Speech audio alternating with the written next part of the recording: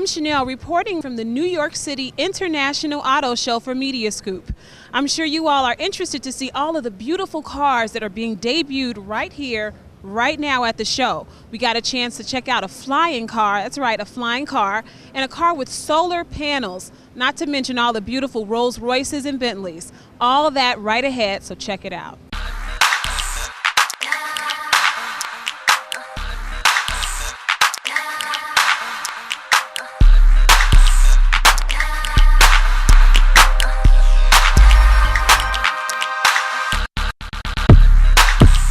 Here with Kevin Smith here from Lotus, and it's a good thing that you're here to kind of guide me through what makes this car so special. It looks really fast and it looks like it's a lot of fun to drive, but talk to me a little bit about what other features Lotus offers. Well, you nailed the priority with Lotus has always been about fun to drive cars. Mm-hmm. Lotus has been around for over 60 years now, based in England.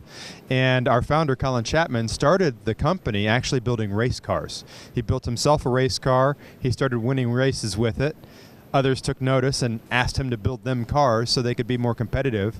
And what started as a race car business became a road car business as well. That was the first thing that I noticed when I walked up, to this display. Was I said, "Wow, these look like race cars." Yeah. There's a lot of similarities because a lot of the design of our Evora road car, for example, right behind us, that's our primary car that we sell for the road, and we've got different variants of it. Naturally aspirated V6 version, the Evora S with a supercharged version of that V6 and more power. What does supercharged mean? I've been hearing this word getting tossed around. Does that mean it just goes super fast, or what does it mean? Here's what it means, and I'll try not to get too technical, but here's what it means. Talk to me like a supercharger is a component that is on the engine or in the engine compartment that is driven by a belt, and what it does is it compresses the incoming air into the engine. So the air flows into the engine through the air filter. It goes through the supercharger, gets compressed, gets pressurized. Mm-hmm. So it goes from ambient air pressure to pressurized air, and then it's force-fed into the engine. An engine is just a glorified air pump. So the more air you can flow into the engine, the more power you can make that engine produce. And if you pressurize the air going into the engine, you can cram more air into the engine and therefore produce more power from that same engine. So supercharger enhances the power output of any engine that it's bolted to. Now, you know what I really like about these cars, too, are the colors. And maybe that's just a girly thing, but geez, these are such beautiful cars, the green and the yellow. It just makes you feel happy. You want to get in there and just drive away. Can people custom make or custom, build their cars, at least on the exterior? Absolutely. First of all, from the factory, regular production, there's 16 different exterior colors available for the Evora. There's several different interior colors available and different types of interior available as well. So there's already a high degree of custom tailoring that's available from the factory. If someone wants something more special than that, oftentimes we have limited runs of special edition cars. That's pretty awesome. Now talk to me, if you could give me 3 or 4 points, great selling points, things that you just love about this car, what would they be? Above everything else, Lotuses are pure drivers' sports cars. We have a saying that was begun by Colin Chapman, our founder. He calls it an attribute called performance through lightweight.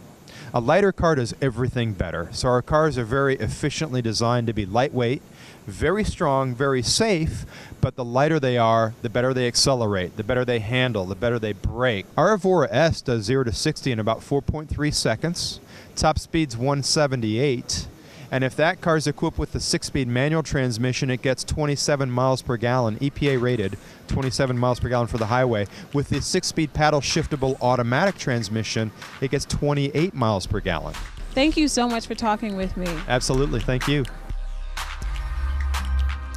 So I am here at the New York City Auto Show with Richard from, tell me the name of your company again? The name of the company is Terrafugia, which is Latin for escape from the land. Escape from the land. Now that is an interesting name because, of course, the car that everyone's talking about, not only does it drive, but it flies. Exactly. We have behind us the Transition. We call it a roadable aircraft because first and foremost, we think of it as an airplane.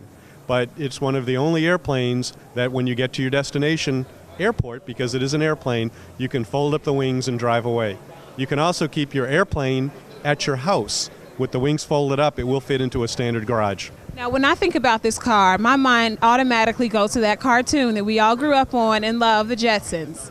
What about this car is similar to what we saw in the Jetsons? And I guess more importantly, how functional is this car? Okay, we are often compared to the Jetsons. We smile, as I'm doing, but the mindset is this is an airplane.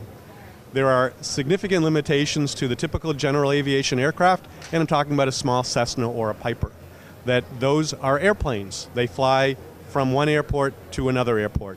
They also have high expenses affiliated with them because you need a hangar, and when you're at your destination, you still need transportation. How do you get from the airport to the resort? How do you get from the airport to your business appointment? How do you get from the airport to whatever your destination is? We solved that problem with the Transition. You can drive to the airport, unfold the wings, it becomes an airplane in about 40 seconds. You fly away to your destination. It has a range of about 450 to 500 miles in the air, which would take you about 3 to 4 hours because it cruises at about 100 miles an hour. It uses unleaded automobile gasoline, so you don't use leaded gasoline, which is typical in most airplanes. But the nice thing is, two issues. One is, at your destination, you have ground transportation with you. You don't have to move your luggage around, you don't need a rental car, you don't need a taxi. All you need to do is fold up your wings and drive away. How high up can you fly? The typical small airplane, a general aviation airplane, usually has a ceiling that's the height limit of about 10,000 feet. And typically I fly from 3,500 feet to about 6,000 feet. That's the sweet spot to fly small planes in. Okay, when you said sweet spot, I thought about the price point. I don't know why I connected those two things, but I'm wondering, you know, for ladies like me who love to have the newest toy, about how much would this flying car cost? The current price point of this vehicle is $279,000. So just a little bit of money. It's not too bad. Don't compare it to the price of a car. And I realize we're at an auto show. Right. Compare it to the price of an airplane. Okay. An entry-level Cessna 172 is going to go for quite a bit more than that, and you can't drive it. This is the configuration for both driving and flying. The engine is in the back behind the seats. On the ground, the power is transmitted to the rear wheels through a differential. When the wings are folded up, the propeller is not turning. A lot of people think we actually push it with the prop. That's not true. Propeller is not turning. It's protected back here from road debris. The exhaust for the engine is up on top. When it's in flight mode with the wings unfolded, the propeller turns, the wheels do not. So you actually taxi this using the steering wheel. This is obviously the tail of the airplane. The rudders, which control yaw, which is kind of the left to right motion. This is the elevator, which controls the pitch, the up and down motion. You'll notice we do have a license plate. The reason we have a dealer's plate is that Massachusetts does not have any manufacturer's plates. So when they awarded us a plate, even though we qualify as a manufacturer, they literally didn't have the plate. And the Registry of Motor Vehicles was very, very accommodating in working with us, but we do have a dealer's plate on the vehicle in order to test it on the road.